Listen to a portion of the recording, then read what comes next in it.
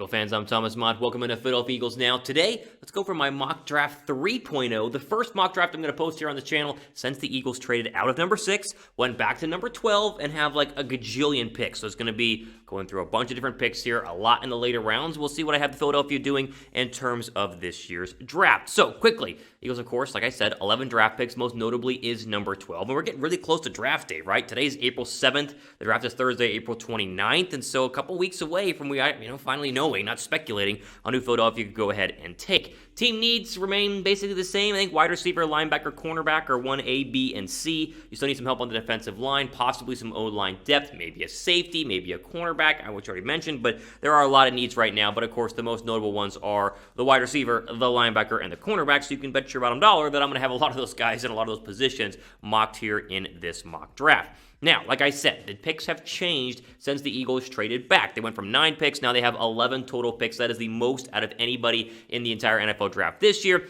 Most notably, we'll start with number 1, 12 overall, where they move back to the former Niner spot is where they're going to sit right now. Then they have 37, 70, and 84 now via the Carson Wentz Indianapolis trade, so 2 third-round draft picks. They have a 4th-round draft pick, the one via Miami, 1 5th, and then they have, count them, 3 6th-round draft picks, so they have 189 overall. Then they have 224 overall, 225 overall, and then 2 in the 7th, 234, and 240. Did you get all that? Did you write it all down? Goodness gracious, a ton of overall draft picks. Let's just say this. We're going to mock 11 picks right now because that's the best draft picks that Philadelphia has. However, I'll be very surprised. Let's just say it's again, very, very surprised if Philadelphia doesn't end up packaging some of these picks, trading up and going ahead and having less picks in order to go ahead and move up. Like the 3rd and 4th rounds are where they can really make some big moves here if they package some of these later round draft picks to go ahead and move forward.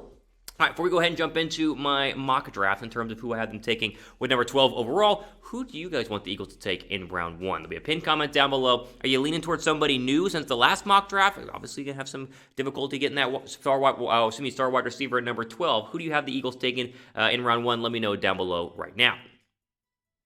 Okay, before we go ahead and show you number 12, let's go ahead and show you the previous 5 picks and where these players all went. And I think this is a pretty accurate draft here, as we, of course, use a mock draft simulator online. You just Google and find a whole bunch of them. They're kind of fun to go ahead and mess around with. So Devontae Smith went 7 to the Lions. Penei Sewell went 8 to the Panthers to get some offensive line help for Sam Darnold. Mac Jones was a Bronco at 9. Rashawn Slater to the Cowboys at 10. And Patrick Surtain went number 11 to the New York Giants. Obviously, Chase and Kyle Pitts were all gone at this point as well. Meaning, which what I've done the past couple of times I've done this mock draft, at least in terms of talking about it means they're not going to take a wide receiver. They're going to take a cornerback at number 12 overall, and that cornerback will be Jaycee Horn. There's a couple of reasons why. One, Patrick Surtain leading at number 11 kind of starts the run on the cornerbacks here. You'll see Farley go quickly, as we saw in my mock draft, and Horn. Those 3 are all kind of paired together, much like Chase and Devontae Smith are paired together at wide receiver. Once Surtain went, I had to go ahead and get a cornerback, and honestly, Horn has just rocketed up draft boards. I mean, he had an incredible pro day a couple of weeks ago, and he has been what I think one of the biggest movers from a mid-first round draft pick up to maybe even a top 10 draft pick, but right around 12 makes a ton of sense for him.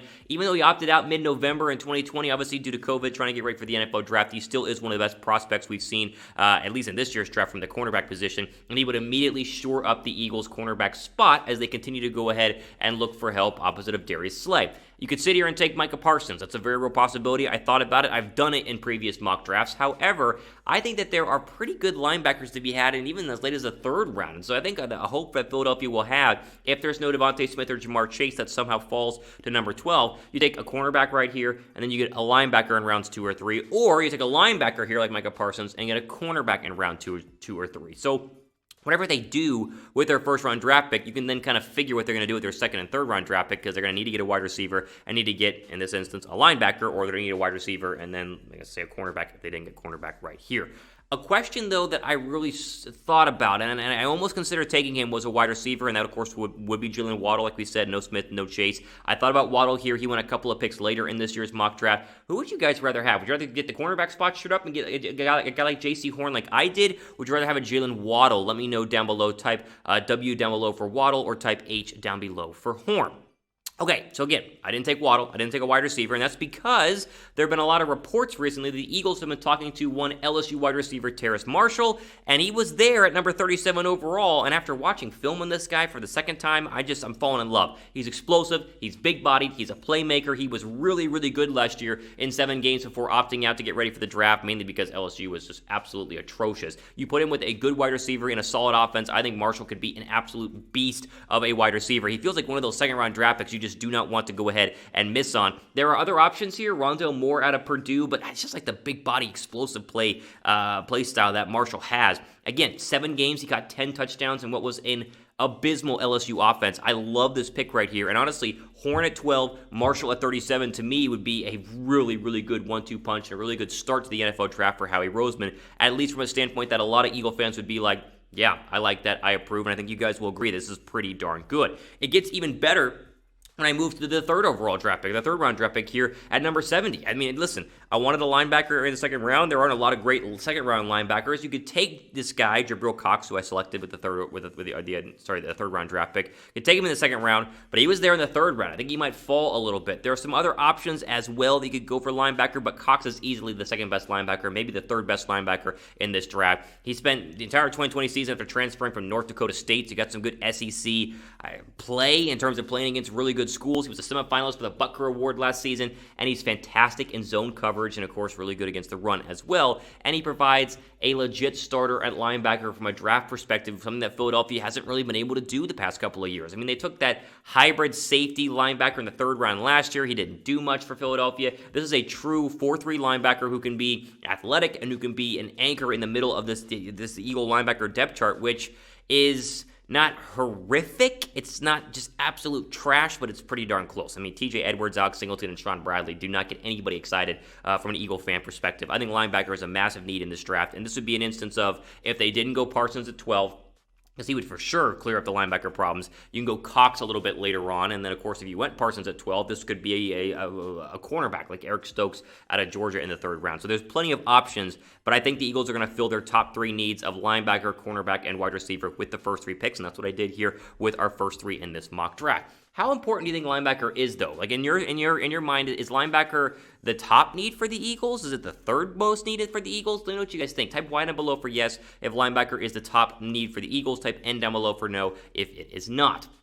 Okay, into the 4th round here, and again, we'll stay in the 3rd round with the 84th overall pick. And again, I think the Eagles are going to do some trading up with these draft picks. I did not in this draft, however, and I stayed tight and took Amari Rodgers, the wide receiver out of Clemson, number 84 overall. I've mocked him before in previous mock drafts, and the reason is I just love the guy. Now, he's going to fall in the draft because he tore his ACL in 2019, but you watched the film in 2020, he didn't lose any explosiveness, and he ran he had a great pro day. I mean, he ran a sub-4 or sub-4.5, he was in the 4.4s, and he has the speed and the ability to be a good outside receiver. And I think with Philadelphia's problems they've had recently at wide receiver, you got to get multiple wide receivers in this draft. You'll see. I'm going to get another one later on because I think you got to have as many options and throw as many wide receivers into the ring and hope that one of the potential 3, whether it's Amari Rodgers or whether it's like a Marshall or somebody else, one of them could go ahead and turn out to be a legit starter and a contributor on the outside. Again, I think Amari Rodgers would be a lot higher drafted, probably a 2nd round draft pick had he not tore his ACL in 2019, but this is a guy who,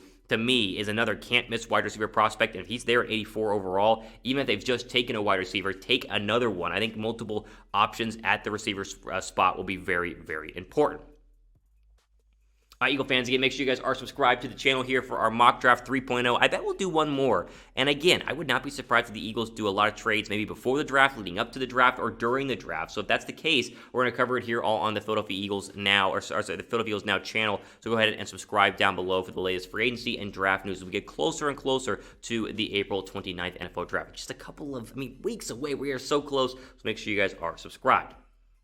All right, let's jump into the 4th round here in terms of our Eagles mock draft. And I'm looking around in the 4th round, and I already got a cornerback, I already got a linebacker, I already got a wide receiver. Let's go for the best player available, in my opinion, and that was Patrick Jones, the defensive end out of Pittsburgh. Now, defensive end is the hardest overall, I think, position group in this year's draft to figure out. Like, how many are going to go in the 1st round? Could it be 3? Could it be 1? Are there going to be a bunch in the 2nd round? Who really knows? Will Patrick Jones be there in the 4th round?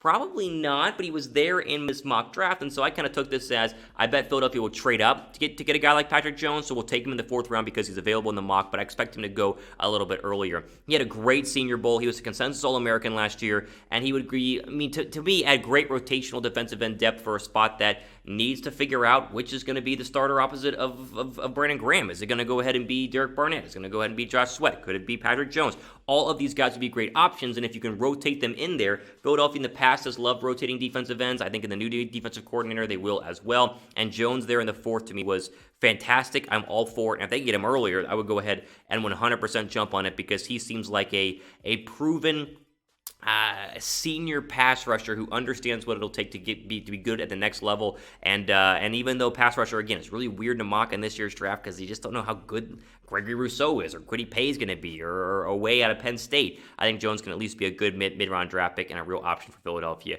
in the 3rd or 4th round.